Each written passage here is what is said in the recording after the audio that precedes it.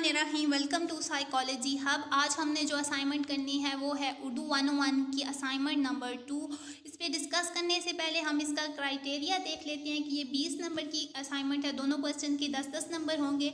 और इसके साथ इन्होंने बता दिया है कि एक तो आप दो तरह से आप असाइनमेंट अपनी सबमिट करवा सकते हैं। एक तो अगर आपको टाइपिंग आती है उर्दू की, अगर आप उर्दू टाइपिंग करने में एक्सपर्ट हो तो आप उर्दू में टाइप करें और उसकी PDF जैसे हम आम रूटीन में font size 12 and times new Roman उन्होंने यही बताया हुआ है। और तो आप लोग ऐसे उर्दू में टाइप करें और उसको भेज दें जैसे आम रूटीन में आप भेजते हैं। अगर आपको उर्दू टाइपिंग में मसला होता है तो आप लोग जिस तरह हमने असाइनमेंट नंबर 1 में कॉपी पर लिखकर उसकी पिक्स बनाकर ख़ुद से फ़ाइल बनाई थी एक PDF की, और उसे हमने सबमिट करवाया था, आप वैसे भी कर सकते हैं।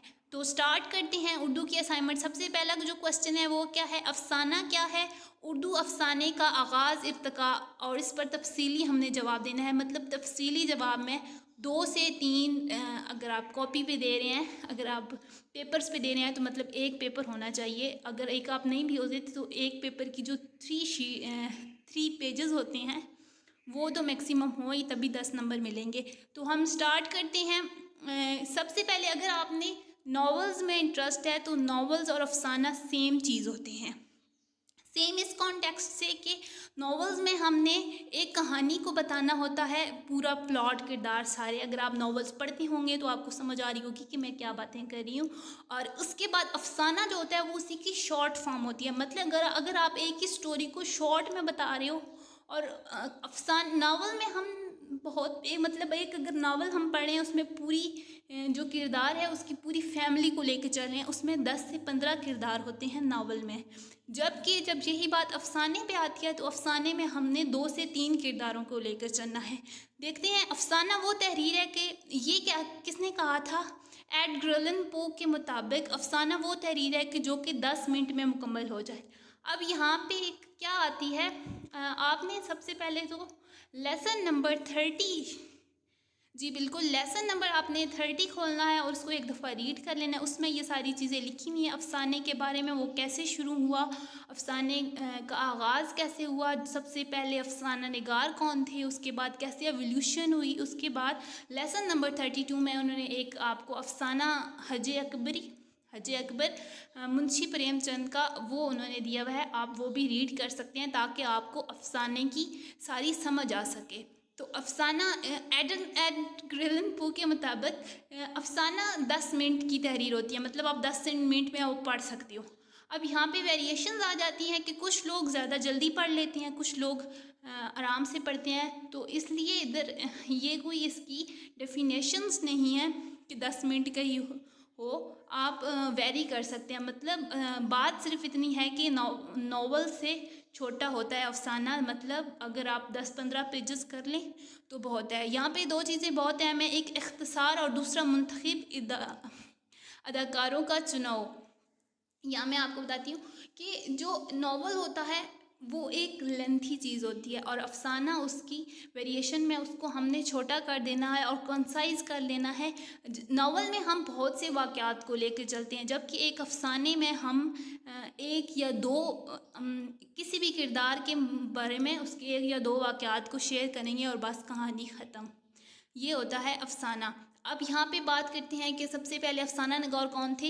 यहाँ पे इन्होंने जो बताया हुआ है हमारे नोट्स में, सज्जाद हैदर यल्दरम, वो पहले अफसाना निगार थे, लेकिन बाद में जब उन पे रिसर्च हुई बाद में जैसे वेरिएशन आई और आए अफसाना निगार, और जब उन्होंने जो थे बाद में पता चला कि वो उनका अपना अफसाना नहीं था बल्कि वो तुर्की के एक अफसाना निगार हैं कलील मश्ती, उनकी अफसाने का उन्होंने तर्जुमा किया हुआ था सज्जाद हैदर यल्दरम ने।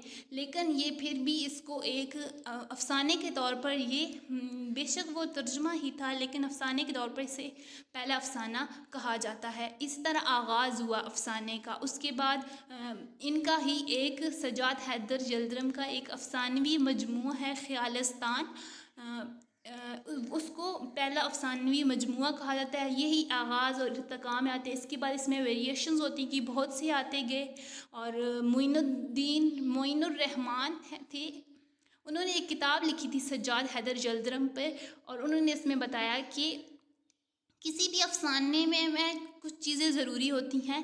دیٹ کشمکش از سم تھنگ کہ ہم جب لکھنے جا رہے ہیں تو ہم نے کسی پرابلم پہ لکھنا ہے. سب سے پہلے پرابلم ہوگی تو ہم نے پھر کہانی کا آغاز کرنا ہے، پھر اسے عروج تک لے کے جانا ہے. ایک پیک پوائنٹ ہوتا ہے، مطلب جسے فلموں میں کہتے ہیں انٹرول، پھر ہم اس کے انجام کی طرف چلے جائیں گے. یہ ساری چیزیں سجاد حیدر کی جو انہوں نے پہلا ترجمہ ہی کیا تھا اس افسانے میں بھی تھی. تو اس کے مطابق ہم کہہ سکتے ہیں کہ ٹھیک ہے، سجاد حیدر جلدرم پہلے افسانہ نگار تھے اردو ادب میں، اور ان کا جو پہلا تھا افسانہ وہ تھا یہ والا، جہاں پہ میں نے نام بھی لکھا ہوا تھا، نشے کی پہلی ترنگ اس کا نام تھا.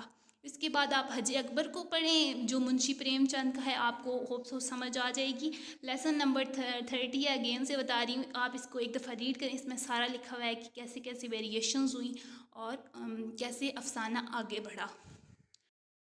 نیکسٹ جو ہمارا کوسچن ہے وہ کیا ہے کہ اردو جو ڈرامہ ہے، ڈرامہ تو آپ لوگ سب دیکھتے ہوں گے، ڈرامہ اردو کی کس صنف میں شامل ہے، اور ڈرامے میں موجود پلاٹ، کردار اور مکالمے میں موجود تعلق کو ہم نے بیان کرنا ہے.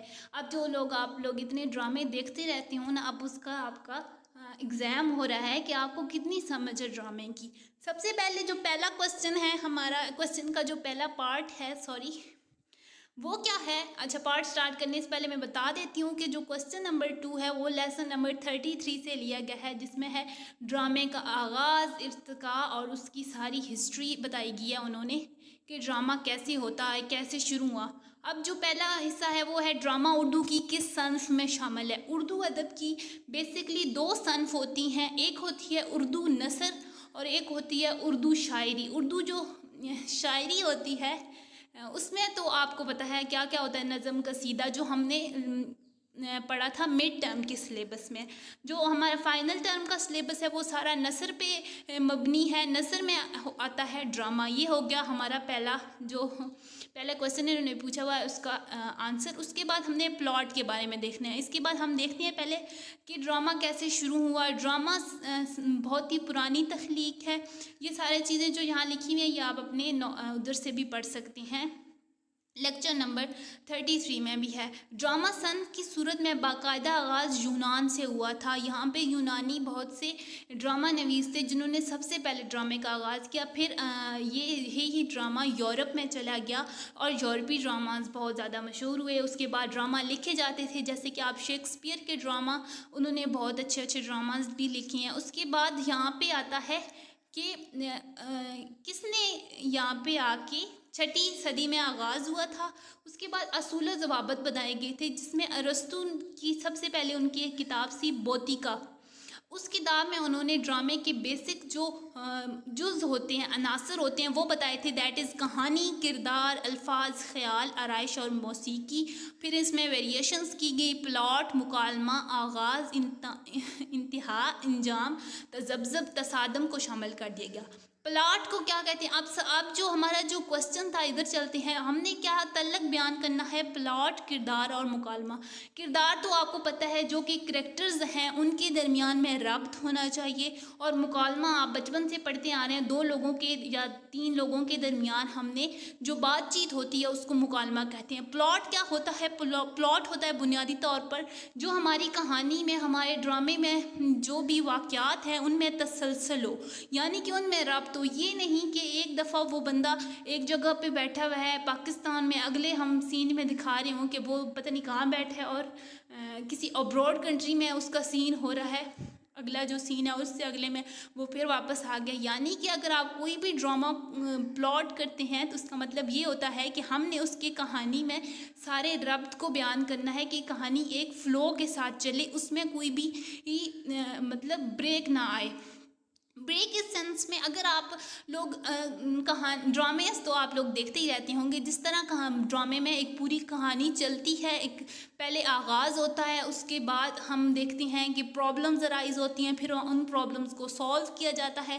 اس میں ایک انٹرول آتا ہے جہاں پہ بہت ہی زیادہ کشمکش آ جاتی ہے کہ اب کیا ہوگا، لیکن دین ایٹ دا اینڈ سب چیزیں سارٹ آؤٹ ہو جاتی ہیں. تو یہ ساری چیزیں ہم نے ان کے درمیان ایک تعلق قائم کرنا. اب مکالمے کے ساتھ پلاٹ کا کیا تعلق ہے؟ اب یہ نہیں کہ اگر ایک بندہ، 2 بندے، 3 بندے باتیں کر رہے ہیں تو ایک وقت میں وہ بندہ کسی سمجھو ایک لڑکی ہے وہ اپنی 2 فرینڈ سے بات کری، ایک وقت میں وہ ایک سے بات کری اور ایک دم سے وہ ٹاپک چینج کر کے کسی اور طرف نکل جائے. ایسا نہیں ہونا چاہیے. جب ہم نے ایک کہانی میں ربط قائم کرنا ہے اور اس میں سارے جو سینز ہیں وہ سارے سینز ایک ہمانگی کے ساتھ چلیں، ایک دوسرے کے ساتھ لنکڈ ہو. یہ نہ ہو کہ پتہ چل رہا ہو کہ ایک سین میں یہ ہو رہا ہے اور اگلے سین میں بالکل اس سے اپوزٹ قصہ سٹارٹ ہو گیا ہے. ہم نے جب ڈرامہ لکھنا ہے یا ڈرامہ کوئی بھی آپ دیکھتے ہو کہ وہاں پہ پورا ایک فلو کے ساتھ ڈرامہ چلتا ہے. سب سے پہلے آغاز ہوتا ہے، پھر اس میں ساری چیزیں ہوتی ہیں، دین اینڈ پہ جا کے اینڈ ہو جاتا ہے. اور اس میں جو بھی ڈرامہ نویس ہوتا ہے وہ جو ہمیں سبق دینا چاہتا ہے وہ اس میں اینڈ پہ بتا دیا جاتا ہے. یہ جو ساری چیزیں ہیں لیسن نمبر 33 سے آپ دیکھ سکتے ہیں. ہوپ سو آپ کو سمجھ آ گئی ہوں. میں جسٹ یہاں پہ ایکسپلین کر رہی ہوں کہ آپ لوگ اسائنمنٹ بنا کر سب نے اپنی ورڈ میں لکھنی ہے. کلیئرلی بتا دیا گیا ہے کہ پیراگرازم کسی بھی صورت میں آپ کو ایکسیپٹیبل نہیں ہوگا. تو آپ لوگ اپنی اسائنمنٹ بنا لیں. بہت ہی آسان سی ہے. اگر آپ لوگ ڈرامے دیکھتے ہو، ناولس پڑھتے ہو، اگر آپ نے بچپن میں بھی کچھ کہانیاں پڑھی ہیں تو آپ کے لیے خود سے ہی جو لکھنا ہے بس ایسے ہی لکھتے جاؤ جو بھی مائنڈ میں آتا ہے ڈرامے پلاٹ کے بارے میں. سب سے امپورٹنٹ بات یہ تھی پلاٹ کیا ہوتا ہے، پلاٹ آپ کو سمجھ ہے، کردار آپ کو سمجھ ہے، اور مکالمہ کیا ہوتا ہے وہ بھی آپ کو سمجھ ہے. آپ سب نے ایسا کرنا ہے کہ ان کے درمیان تعلق بیان کر دینا ہے. ٹل دین اللہ حافظ. کسی اگلی اسائنمنٹ کے سلوشن میں ملاقات ہوتی ہے.